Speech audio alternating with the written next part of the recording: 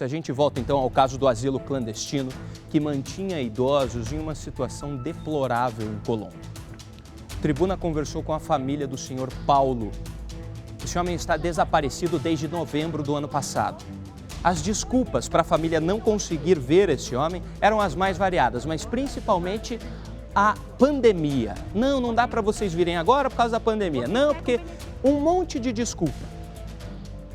Tem gente que chegou a dizer que o local parecia um hospício e teve até a informação que o senhor Paulo teria sido retirado do imóvel, desacordado.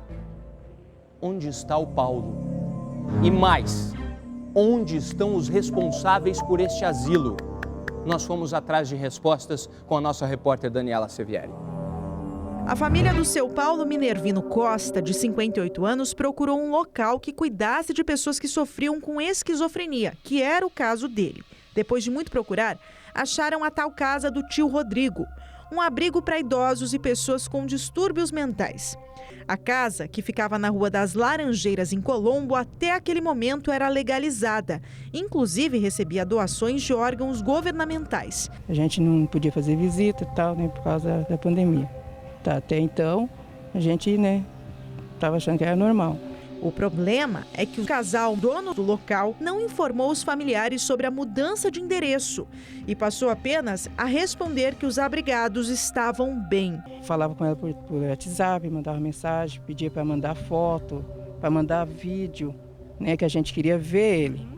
A família, então desesperada, foi até a delegacia registrar o desaparecimento do seu Paulo. Ele não é visto, não tem nenhuma informação, absolutamente nenhuma informação do Paulo Minervino. Uma vez que ele está desde novembro do ano passado sem ser localizado, a família tenta de todas as formas falar com os proprietários do abrigo, pedindo inclusive um simples vídeo para que prove que ele esteja bem. Nós fomos até o endereço indicado pela família. O local seria aquele onde o senhor Paulo foi internado, antes da pandemia. Era aqui, na Rua das Laranjeiras, o número 25, nesse terreno que agora a gente pode perceber que está abandonado, em que funcionava o tal do asilo tio Rodrigo. Nós conversamos com uma pessoa que mora próximo do local e ela conta que, na verdade, ali não era um lar de idosos, mas um hospício. Às vezes tinha alguns gritos, incomodava um pouco a gente saía aqui e verificava que, na verdade, tinha gente nas grades, tinha alguns senhores assim que dava para ver que eles tinham algum problema mental.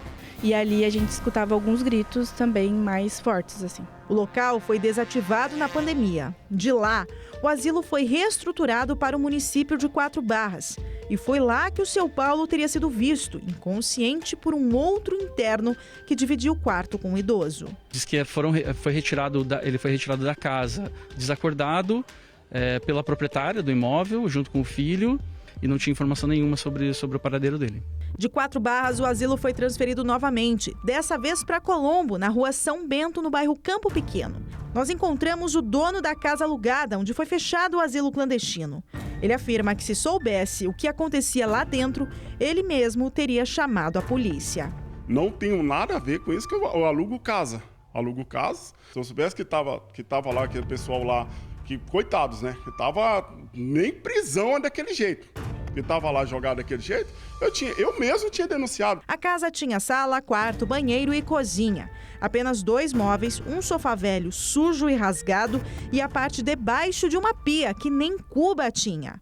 O local não tinha camas, apenas colchões sujos que eram jogados no chão sem nenhuma roupa de cama.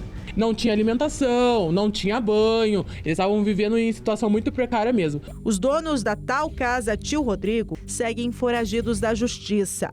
O advogado da família acredita que em breve será pedida a prisão do casal.